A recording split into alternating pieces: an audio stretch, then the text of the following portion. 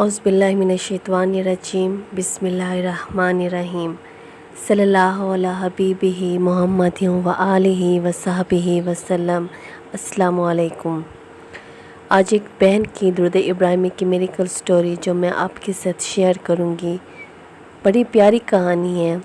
ये बहन कहती हैं कि मैं दुरूद इब्राहिमी उठते बैठते चलते फिरते पढ़ती थी, लेकिन ध्यान से तवज्जो से पढ़ती थी। मेरे दिल में जिसके लिए ख्वाहिश थी कि मेरी उस जगह शादी हो, लेकिन मैंने कभी दुआ नहीं मांगी थी, बस दिल में ख्वाहिश थी, वो मुझे अच्छा लगता था। दुरूद इब्राहिमी को पढ़ना मेरी रूटीन बन गई थी। मोहब्बत से पढ़ती थी और चलते फिरते पढ़ती थी। दुआ मैंने कभी भी नहीं मांगी, मुझे नहीं याद कि मैंने कभी दुआ मांगी हो। बस सिर्फ दुरूद इब्राहिमी पढ़ती थी हज़रत मोहम्मद सल्लल्लाहु अलैहि वसल्लम की मोहब्बत में।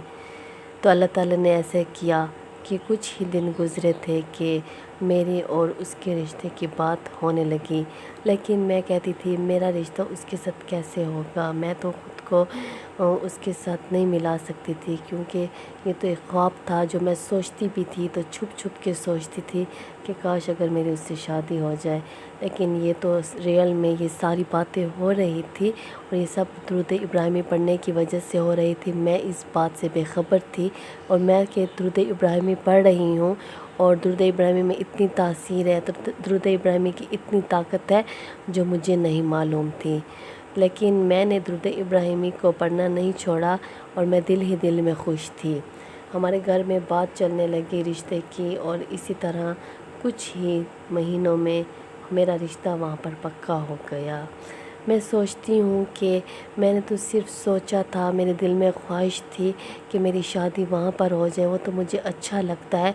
शादी का तो मैं बहुत दूर दूर तक नहीं सोच सकती थी कि मेरी उस शख्स के साथ शादी होगी जो मेरे दिल में था और मुझे दिल ही से वो पसंद था। अल्लाह ताला ने मेरी कैसी दिल की बात सुन ली और मैंने कभी दुआ भी नहीं मांगी, ना ही अपना पैगाम हज़रत मोहम्मद सल्लल्लाहु अलैहि वसल्लम की बारगाह में पहुँचाया। बस मैंने दुरूद इब्राहिमी दिन रात पढ़ना शुरू कर दिया था। दुरूद इब्राहिमी पढ़ने से वाकई में अल्लाह ताला नामुमकिन काम को मुमकिन कर देते हैं। और इस बहन की जो मेरिकल स्टोरी है, मैं इससे पहले भी आपको वीडियोस में बता चुकी हूँ कि जब आप दुरूद पाक पढ़ते हैं तो अपने हाजात सामने ना रखा करें, अपनी हाजात के लालच में ना पढ़ा करें। देखें, इस बहन ने तो अल्लाह ताला से दुआ ही नहीं मांगी थी, ना ही अपना इजहार किया था, लेकिन इसकी दिल की बात अल्लाह ताला ने कैसे सुन ली। हज़रत मोहम्मद सल्लल्लाहु अलैहि वसल्लम तक जब इसका दुरूद इब्राहिमी पहुंचता होगा, फरिश्ते ले जाते होंगे, तो साथ में इंसान की जो परेशानियां होती हैं, जो गम होते हैं, जो दिल की कैफियत होती है, और सारी की सारी बातें उस दुरूद शरीफ के साथ पहुंच जाती हैं। तो आप दुरूद शरीफ पढ़ते वक्त किसी भी दुनिया की हाजत और किसी भी दुनिया का लालच अपने जहन में और दिल में ना रखें, बल्कि खालिस तरीके से पढ़ें, खालिस भेजें हज़रत मोहम्मद सल्लल्लाहु अलैहि वसल्लम की बारगाह में।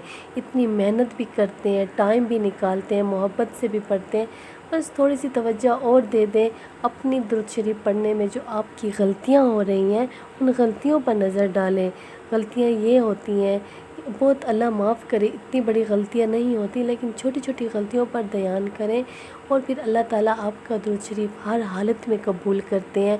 आप चाहते हो कि दुरूद शरीफ पढ़ने की वजह से इंसान को जो फ़ायदे मिलते हैं, सबके सब फ़ायदे आपके पास आएँ।